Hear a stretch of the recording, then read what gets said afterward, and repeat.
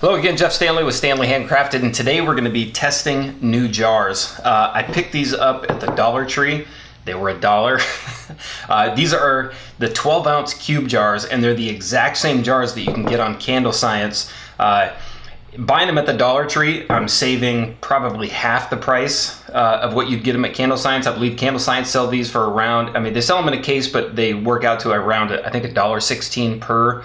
And then if you're ordering one case, shipping starts at $17, so they double from that. So very good deal if you happen to be next to a Dollar Tree. Definitely go grab some of these. I don't know exactly what wick goes in these, so we're just going to try a bunch of different ones, all the different ones that I've got. I'm going to do cotton wicks and wooden wicks, and I'm going to arrange them in a couple different ways so that we can test basically to try and get the wax to basically get a full melt pool. So I think we're going to do 4 different wick setups, and then with the wood ones I'm going to angle them so they're straight up and down, and then angle them this way just to see which has the better spread. And then along with testing the wicks, I'm going to be testing 2 different types of wax in this. Now, testing the different types of wax with the different wicks isn't really necessary, but since I've got the jars and the wicks, I want to see if there's a difference between the different wick setups in the IGI 6006 and the IGI 464. So we're going to be doing a soy and a parasoy candle in each of these, and we're just going to go ahead and test it out. So let's get going.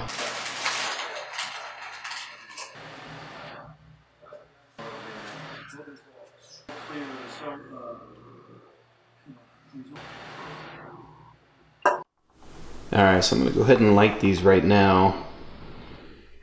I'm going to light all 8 of these and see which wicks work the best. This right here is the 464, and these are the 6006. So we're just going to go ahead and light these up and see what we get.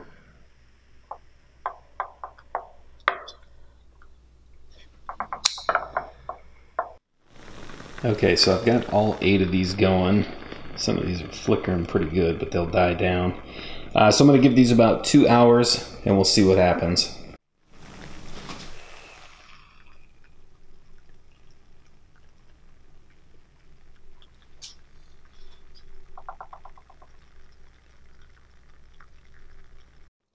Okay, so this is about an hour and a half, maybe a little bit more.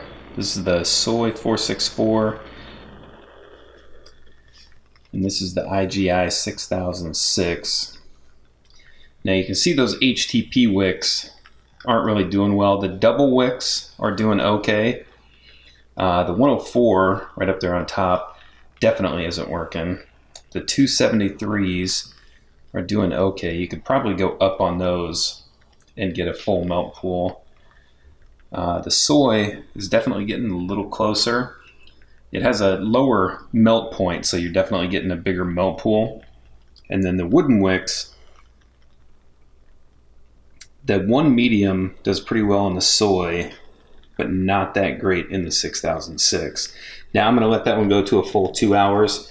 I think the melt pool will expand just a little bit more. But they look pretty good in the 6006, and they look great, and actually a little too much in the soy.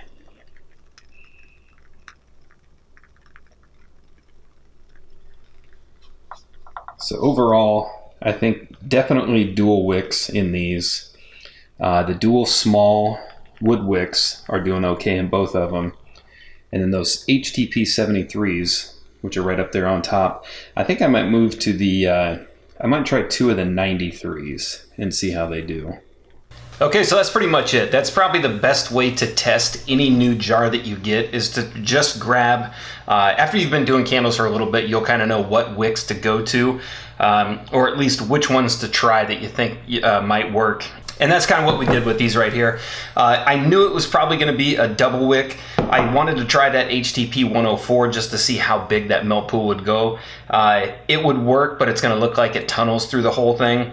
It's still going to provide a really good melt pool. It would probably still smell quite a bit, but if you're selling that to a customer, they're going to get to it, and it's just going to look like it tunnels, and they're going to think they got ripped off, basically.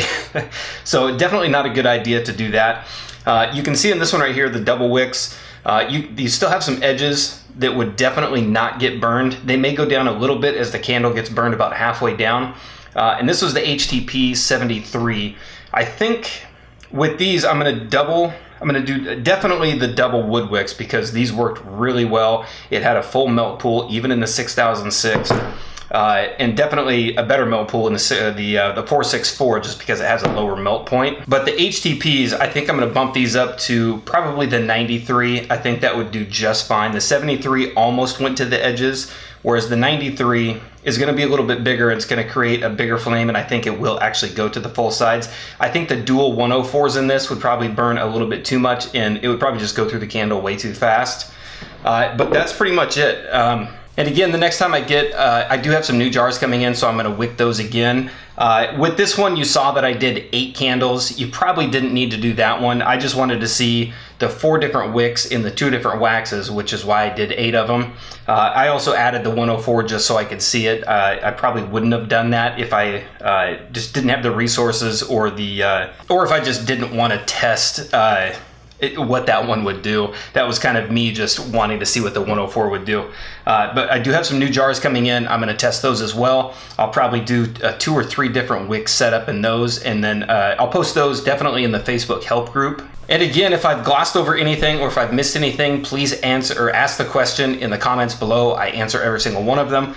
You can also get in touch with me through the website, standleyhandcrafted.com, through the new Facebook help group. I'll put a link down below as well. That's DIY candle making, beginner to advanced.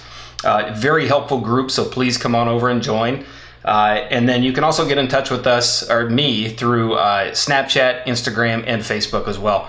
If you like the video, give it a thumbs up and subscribe for more.